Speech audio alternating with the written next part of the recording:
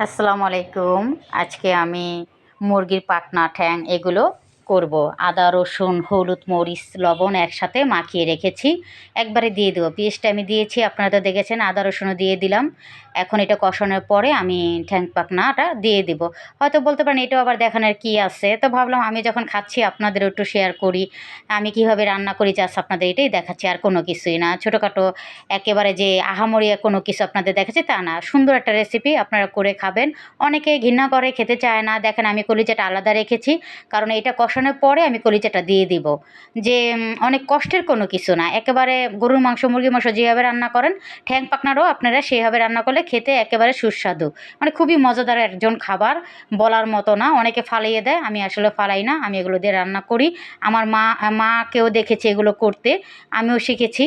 আর হলো আমার বাচ্চারা খুবই পছন্দ করে ঠ্যাং পাখনা খেতে, তাই আমিও এগুলো করি।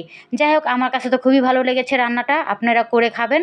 অসাধারণ একটা রান্না। এই যে দেখেন কলিজাটা আমি পরে দিয়ে দিচ্ছি। এখন আমি লাড়াচাড়াও দিব না, কলিজাটা দিয়ে আমি ঢেকে দেবো। কলিজাটা যখন সিদ্ধ হয়ে আসবে তারপরে আমি লাড়া দেবো, তাহলে কলিজাটা ভেঙে যাবে না। অনেকে আছে একসাথে দিয়ে কলিজাটা গলিয়ে ফেলায়, আমি অবশ্যই গোলাগালির ভিতরে নাই।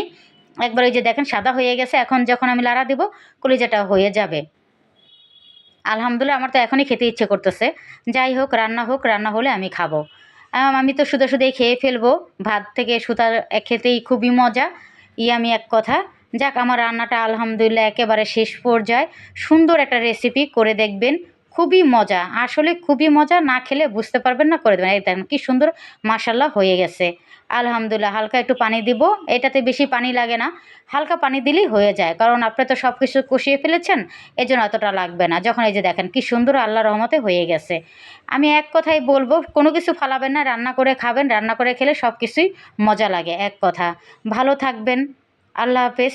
একবার করে দেখেন, কি সুস্বাদু।